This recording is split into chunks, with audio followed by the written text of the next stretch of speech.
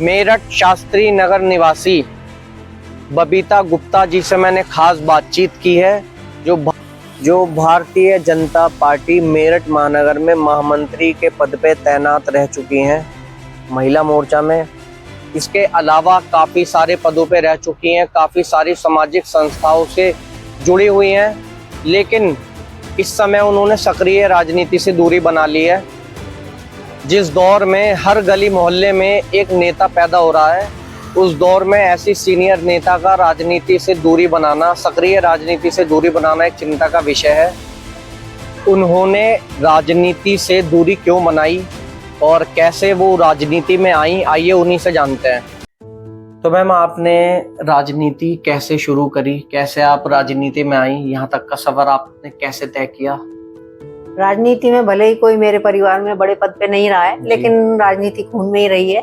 बचपन से ही हम लोग चुनाव किसी के होते थे तो झंडे उठा के घूमते रहते थे, जय के नारे लगा के इसको वोट दो, ऐसे करते रहते थे। लेकिन जब कई बार ऐसा होता था कि हम कोई किसी बात के लिए गवर्नमेंट को कोस रहे हैं, तो मेरे हस्बैंड ने एक बार कहा कि अगर एक बात बताओ, कोई नाला गंदा हो गया है तो उसकी सफाई कैसे होगी? मैंने कहा कैसे होगी? उसमें उतरना पड़ेगा तभी होगी। तो उन्होंने कहा कि बाहर बैठ के गाली देना बहुत आसान होता है, अगर आपको कोई चीज़ बदलनी है तो आपको उसके अंदर एंटर करना पड़ेगा। जबकि महिलाओं के लिए ऐसा माना जाता है, क्योंकि बहुत सारे लोग ऐसे होते हैं महिलाओं के बारे में उल्टी सीधी उड़ाते हैं बातें, बदनामी होती है, सब कुछ होता है। रिश्तेदार भी कहते हैं भाई कहाँ चक्करों में पड़ गई और ये सब। लेकिन फिर भी उनकी बात को समझते हुए मैंने कहा कि नहीं, मैं करूँगी। कुछ अच्छा बदलाव अगर करना है तो अच्छे लोगों को आगे आना ही पड़ेगा। लेकिन मुझे ऐसा लगा नहीं कि अच्छे लोगों के लिए ये जगह है। अच्छा, जैसे आपने जब राजनीति में आने का फैसला लिया तो आपके परिवार का क्या रिएक्शन था, आपके पति का क्या रिएक्शन था? परिवार वाले तो साथ थे, उन्होंने कहा कि नहीं करो, अगर तुम कर सकती हो तो कोई दिक्कत नहीं है करने में। तो जब राजनीति में आने के बाद आपने सबसे पहले मतलब क्या चेंजेस चाहे करने की, अपने क्या बदलाव चाहती थी? बदलाव में ये चाहती थी कि जो ऊपर से स्टेज पे से नारे लगा के कहा जा रहा है कि हम ये करेंगे, हम ये करेंगे, वो एक्चुअल में किया भी जाए। केवल ये नहीं कि आपने भाषण दे दिया और कर आप कुछ नहीं रहे। अच्छा, आपके राजनीतिक गुरु आप किन्हें मानती हैं? मैं अपने राजनीतिक गुरु मानती हूँ, एक तो जो यहाँ पर मंडल अध्यक्ष थे शास्त्री नगर मंडल के उस समय, रवीश अग्रवाल जी, और उनको बहुत नॉलेज है राजनीति के बारे में। और एक जो मुझे महिला मोर्चा में बहुत बड़े पद पर लेकर गई स्टार्टिंग में ही, जबकि मेरी उस समय कोई इतनी पहचान नहीं थी और लोग मुझे नहीं जानते थे और उन्हें नहीं भी पता था कि मैं काम कर सकती हूँ या नहीं कर सकती हूँ। तो उस समय की जो महानगर अध्यक्ष थी महिला मोर्चा में, उमा चतुर्वेदी जी, उनसे मुझे बहुत कुछ सीखने को मिला। वो इन्हीं को मैं दोनों को अपना राजनीतिक गुरु मानती हूँ। तो आपकी जो शुरुआत हुई सबसे पहले वो महिला मोर्चा में ही हुई या उससे पहले भी आपके पास? उससे पहले, हाँ, उससे पहले मैं थी इसमें जो आजकल IT सेल कहलाता है, उस समय संवाद सेल कहलाता था, क्योंकि IT का उस समय इतना प्रचार नहीं था, काफी पहले की बात है। तो संवाद सेल में मैं महानगर की महिला संयोजिका सबसे पहले बनी थी और उसी प्रोग्राम से फिर मैं आगे चली। मैं रवीश जी से मिली तो उन्होंने मुझे अपने साथ में वो लखनऊ भी ले गए, काफी लोग गए थे साथ में। तो लखनऊ में वो थी रैली सुषमा स्वराज जी की, वहाँ पर हम लोग गए। तो उन्होंने फिर अपना जो मंडल की जो कार्यकारिणी की, उसमें उन्होंने मुझे नहीं लिया मंडल की कार्यकारिणी में। तो मैंने उनसे डायरेक्ट ये बात पूछी कि आपने इतने लोगों को लिया है और ऐसी महिलाओं को भी लिया है जो कि मुझे नहीं लगता कि मुझसे ज्यादा सक्षम है, लेकिन आपने मुझे नहीं लिया। तो उन्होंने मुझे कहा कि जिन्होंने मुझे इंट्रोड्यूस कराया था रवीश जी से, उन्होंने पहले ही ये बात बोली थी कि ये किसी के अंडर में काम नहीं करेगी, ये काम करेगी अपने हिसाब से, तो आप इसे ऐसा कोई पद मत देना कि जिसको ये ना निभा पाए। तो मैंने आपके लिए सोचा हुआ है अच्छा पद। उन्होंने मेरे लिए महिला मोर्चा मंडल अध्यक्ष के लिए सोचा हुआ था, लेकिन जब उमा चतुर्वेदी जी मुझसे मिली तो उन्होंने रवीश जी से कह दिया कि भाई इसको तो मैं महानगर में ले जा रही हूँ, तुम अपने लिए और कोई देख लो। तो इस तरीके से मेरी शुरुआत हुई। अच्छा, जैसे राजनीति में जब आप आई तो राजनीति में ऐसा भी होता है कि जिसके ताल्लुकात ज्यादा हैं या किसके टर्म्स ज्यादा हैं वो ज्यादा आगे बढ़ जाता है, या जिसके टर्म्स कम है, जान पहचान कम है, वो पीछे रह जाता है। पहचान तो मैंने अपनी भी और औरों की भी बहुत बना ली। मैंने महिला मोर्चा का पेज बनाया फेसबुक पे, जिसपे 10,000 से ज्यादा फॉलोअर्स हैं। अगर आप गूगल में डालोगे महिला मोर्चा बीजेपी महानगर तो आपको मेरा फोटो, मेरा पेज दिखेगा, मेरा फोन नंबर दिखेगा। उस पर भी देख के आज तक भी मेरे पास बहुत सारी लेडीज के फोन आते हैं कि हमें बीजेपी ज्वाइन करनी है, या किसी के साथ कुछ हादसा हो गया है, किसी को न्याय की जरूरत है, तो वो लोग मुझे फोन करते हैं ये सोच के कि भाई ये बहुत बड़ी हस्ती है बीजेपी की, तो ये हमारी हेल्प कर सकती है। तो इस तरीके से पहचान तो मैंने अपनी बहुत बना ली थी, लेकिन जो मेन बात है, आगे वो लोग नहीं बढ़ पाते जो अपने हिसाब से जो उन्हें सही लगता है वो काम करते हैं, और करते हैं पार्टी के हिसाब से भी, लेकिन वो चमचागिरी नहीं करते। जो लोग चमचागिरी नहीं करते वो मुझे लगता है कि आगे नहीं बढ़ पाते। हाँ, ये भी कह सकते हैं। अच्छा, जैसे पार्टी किसी कार्य को करने के लिए कहती है, लेकिन आपको लगता है कि ये कार्य नहीं करना चाहिए या इस कार्य को करके फायदा नहीं है, तो आप उसे कैसे मैनेज किया फिर आपने? नहीं, पार्टी के कहे हुए हर काम को हमने आंखें बंद करके किया, लेकिन जो पार्टी ने मेरे साथ किया वो मुझे लगता है कि वो सही नहीं किया। तो आप बताना चाहेंगे उस बारे में, आपके साथ क्या हुआ और कैसे, मतलब आप काफी टाइम से सक्रिय राजनीति से दूर हैं? हाँ, मैं दूर भी नहीं हूँ, लेकिन ये कह सकते हैं कि मैं अब लोगों के हिसाब से काम नहीं करती, मैं अपने हिसाब से काम करती हूँ। यानी कि राजनीति और समाज सेवा तो आप अभी भी कर रही हैं? बिल्कुल बिल्कुल, पहले भी कर रही थी, अभी भी कर रही हूँ, और जब तक तो क्या कारण रहे ऐसे जो आप सक्रिय राजनीति से दूर हो गई? कारण ये रहे कि मैंने कभी ये नहीं सोचा था कि मैं सभासद का टिकट मांगूंगी या विधायक का, या किसी भी चीज का मेरा कोई ऐसा वो नहीं था। मेरा मेन पर्पस था सिर्फ समाज सेवा करने का। लेकिन जब मैं एक मीटिंग में गई, वहाँ पर स्टेज पर ये कहा गया महानगर अध्यक्ष के द्वारा कि जो महिला सीट है उस पर हम सक्रिय महिला कार्यकर्ता को टिकट देंगे। तो मेरा वार्ड उस समय पहले 42 था, फिर वो 26 हो गया था, तो मेरा वार्ड उस समय हो गया था सामान्य जाति महिला आरक्षित, तो जो कि सामान्य जाति महिला में थी, और मुझसे ज़्यादा इस वार्ड में कोई भी महिला नहीं थी जो सक्रिय हो या जिसने ज़्यादा काम किया हो। तो ये किसी और के बारे में सोचा भी नहीं जाना चाहिए था। इसमें वार्ड में टिकट देने के लिए सिर्फ और सिर्फ उस टिकट पे मेरा ही अधिकार था, और जो भी अगर आपको कोई ईमानदार व्यक्ति मिले ये तो उससे आप पूछ के देख सकते हैं, तो वो भी आपको यही बताएगा कि इस पे बबीता गुप्ता का ये अधिकार था। लेकिन बहुत सारे उस समय पे नाटक नौटंकी किए गए, बाहर से लोग बुलाकर, और यहाँ पर वो बनाई गई पूरी मंडली, संयोजक बनाए गए, प्रभारी बनाए गए वार्ड के, कि वो लोग तय करेंगे कि किसको वार्ड देना, किसको इस वार्ड से टिकट देना चाहिए। उन सब लोगों ने पहले नंबर पे मेरा नाम दिया, लेकिन मेरा नाम मुझे पता चला लखनऊ भेजा ही नहीं गया।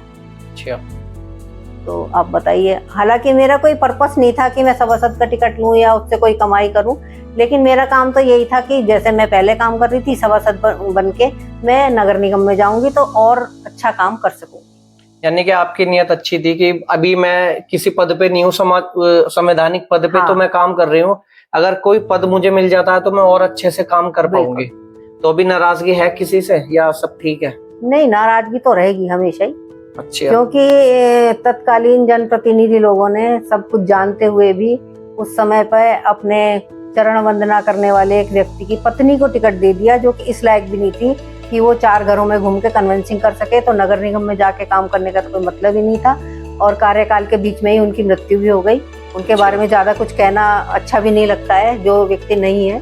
लेकिन जो उन लोगों ने किया ये पता होते हुए, और उन लोगों ने जिनके लिए मैंने जो मैं लाइफ इंश्योरेंस में हूँ, आपको पता होगा फरवरी मार्च उन लोगों के लिए कितना ज्यादा महत्वपूर्ण होता है। तो विधायक के चुनाव में भी और सभासद के लोकसभा के चुनाव में भी मैंने दोनों में फरवरी मार्च में एक दिन भी अपने काम के प्रति जागरूकता नहीं दिखाई। पूरा टाइम उनके चुनाव को दिया, उनकी पत्नियों को लेकर घूमी, क्योंकि उनकी पत्नियों को लोग नहीं जानते थे, लोग मुझे जानते थे कि ये महिला मोर्चा में महामंत्री है। और गांव-गांव घूमी, ऐसी ऐसी जगह पर मैं गई जहां पर जाने की मैं जिंदगी में कभी नहीं सोच सकती थी।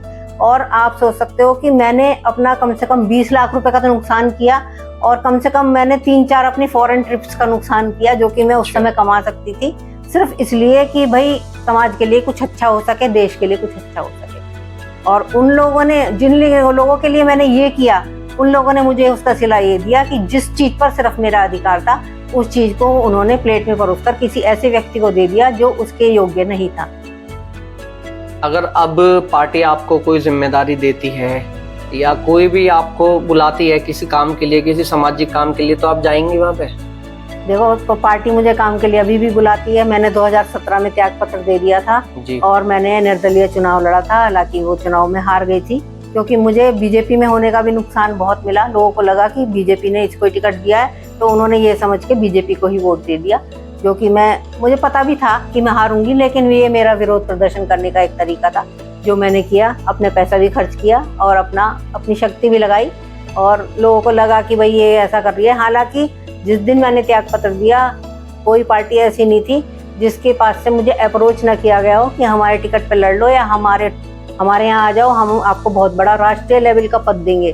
लेकिन मैंने उन्हें एक ही जवाब दिया कि मेरी नाराजगी पार्टी से नहीं है, मेरी नाराजगी उन लोगों से है जिन्होंने गलत किया है मेरे साथ। और कोई अगर लड़ता है, अपने घर में लड़ाई हो जाती है हस्बैंड वाइफ की या भाई बहन की या माँ बाप की, तो वो अपने घर के दूसरे कमरे में जाके तो बैठ जाता है, पर वो पड़ोसी के घर में जाके नहीं बैठता। तो इसलिए मैं किसी और पार्टी में तो बिल्कुल नहीं जाऊंगी, क्योंकि उनसे मेरे विचार नहीं मिलते। और अभी भी ऐसा नहीं है कि मैं काम नहीं कर रही हूँ। अभी भी लखनऊ से SIR की जो प्रक्रिया चल रही थी, आपको पता होगा, तो वहां से मेरा नाम भेजा गया था और मैंने BLOs के साथ लग के कई महीने तक लगातार काम किया है। ऐसे टाइम पर लोग आ जाते थे फॉर्म लेने, कुछ भी पूछने, या फोन आ जाता था जिस समय पे या तो मैं खाना बना रही हूँ या मैं नहीं हूँ या मैं अपने काम से कहीं मीटिंग में गई हुई हूँ। लेकिन फिर भी ये सब मैंने मैनेज करके वो सारा काम मैंने किया है और अभी भी कर रही हूँ। अच्छा, आपके हिसाब से समाज सेवा करने के लिए क्या राजनीति में या किसी राजनीतिक पार्टी में जाना जरूरी है, या इंडिविजुअली भी समाज सेवा कर सकते हैं? बिल्कुल जरूरी नहीं है। अभी भी मैं बहुत सारी संस्थाओं से जुड़ी हुई हूँ। इनर व्हील क्लब है, इंटरनेशनल है, उसके थ्रू हम समाज सेवा करते हैं। एक हमारा गुरुकुल है लड़कियों का, वहां पर हम लोग जाते हैं। उन्हें जिस चीज की जरूरत होती है, जितना भी हमारी हैसियत बहुत ज्यादा नहीं है, लेकिन जितना भी हमारी हैसियत के अनुसार होता है हम उनके लिए करते हैं। और बहुत सारी संस्थाओं से जुड़ी हुई हूँ। अगर आप मुझसे पूछे एक बार में तो शायद मैं उन सबके नाम भी नहीं बता पाऊंगी। तो इतनी सारी संस्थाओं से जुड़ी हुई हूँ, और जो अधिकतर संस्थाएं मुझे अप्रोच करती रहती हैं। लेकिन एक तो अब आयु भी बहुत हो गई है, और कोरोना चिकनगुनिया के बाद से हेल्थ की भी अच्छी नहीं है हालत। तो मैं बहुत सारी संस्थाओं को मना कर देती हूँ कि मैं नहीं कर पाऊंगी। आपने पूछा पद के बारे में, तो पद की बात यह है, जो महानगर में महामंत्री रह चुका हो तो उससे नीचे का पद तो नहीं लेगा।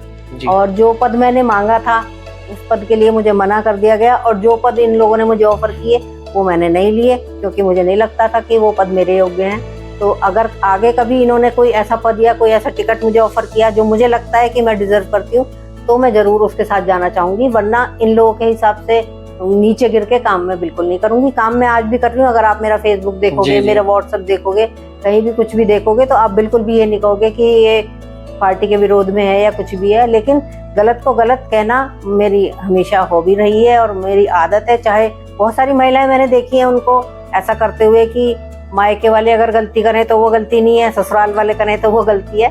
तो मैं ऐसा भी बिल्कुल नहीं करती हूँ। जो भी व्यक्ति हो, चाहे मेरी बेटी हो, चाहे मेरी बहू हो, चाहे मेरा भाई हो, बहन हो, अगर वो गलत कर रहा है तो वो गलत है, मैं उसे गलत ही कहूंगी। अगर वो सही कर रहा है, चाहे वो मेरे ससुराल वाला हो, तो मैं उसे सही।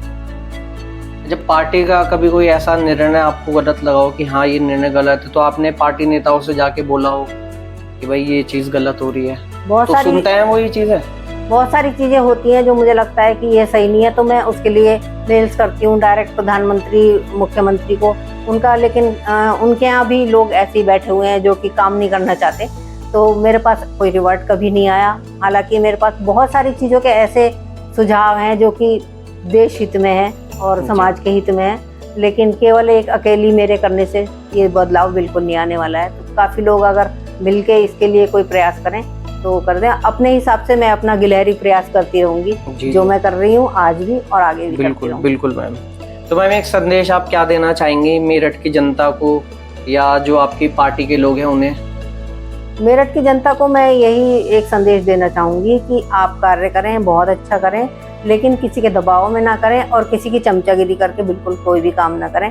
क्योंकि चमचागिरी करके आप एक लेवल तक ही पहुंच पाओगे, उससे आगे आप नहीं कर पाओगे। और जो अगर कोई महिला है जो कि बहुत अच्छा कार्य कर सकती है, टैलेंट है उसके अंदर, वो दबंग भी है, वो बोल भी अच्छा सकती है, वो किसी के सामने भी जाकर ये कह सकती है कि ये बात गलत है, आप इसको मत करिए, और उसमें सुषमा स्वराज बनने की हैसियत है, उसमें स्मृति ईरानी बनने की हैसियत है, उसमें मीनाक्षी लेखी बनने की हैसियत है, और उसको अगर आप गलत तरीके से नाराज करके उसे घर पे बिठा दोगे तो आप बताइए उसमें किसका नुकसान है?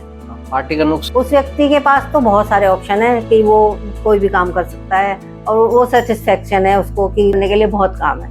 लेकिन जो व्यक्ति आगे जाके कोई सकारात्मक कार्य कर सकता है देश के लिए, उसे आपने आगे नहीं आने दिया। ये देश के हित में नहीं है। और ये मेरा आज इंटरव्यू लेने आया है सोहेल जी, तो ये बहुत अच्छा कार्य कर रहे हैं। ये भी लोगों को मन की बात जान रहे हैं, जो कि देश के प्रधानमंत्री भी लोगों के मन की बात करते हैं।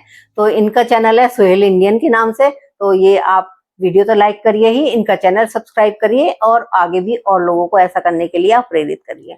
बहुत बहुत शुक्रिया मैम, आपने अपने कीमती समय में से हमें टाइम निकाल के दिया, तो उसके लिए बहुत बहुत धन्यवाद है आपका। और आगे भी हम आपसे इसी तरीके से अलग अलग विषयों पे बात करते रहेंगे।